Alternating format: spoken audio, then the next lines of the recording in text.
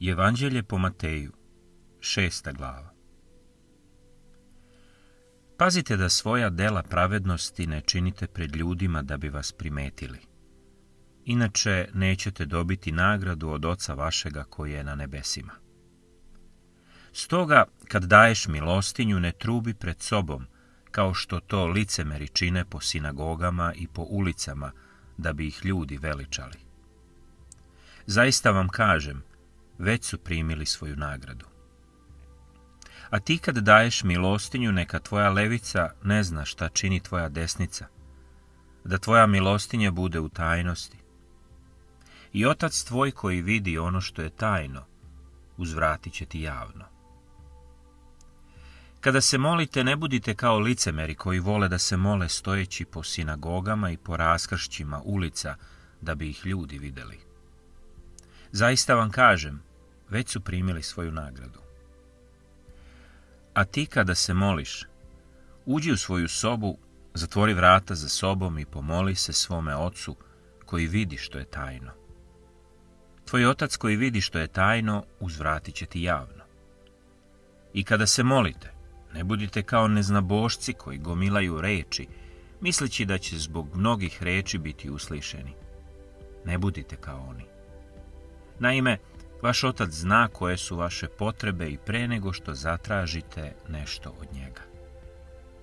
Vi se dakle molite ovako.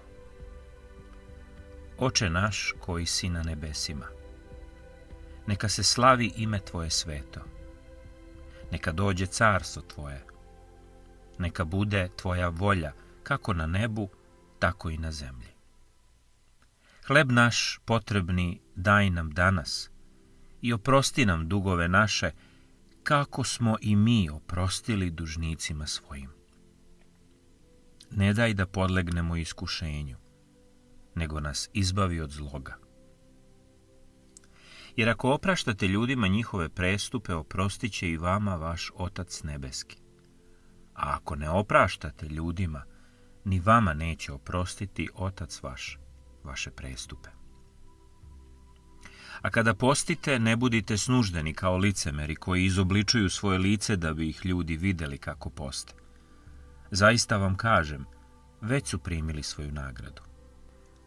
A ti kada postiš, umij se i uredi svoju kosu mažući je uljem, da ne primete ljudi da postiš, nego Otac tvoj koji vidi što je tajno. I Otac tvoj koji vidi što je tajno, uzvratit će ti javno.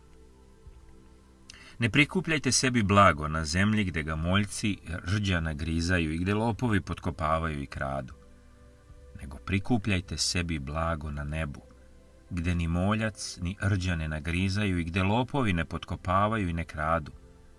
Jer gdje je tvoje blago, tamo će biti i tvoje srce. Oko je svetiljka telu. Ako je tvoje oko velikodušno, celo tvoje telo bit će osvetljeno. Ali ako je tvoje oko zavidno, celo tvoje telo bit će u tami. Dakle, ako ono što te osvetljava postane tamno, kakva li će tek tama nastati u tebi?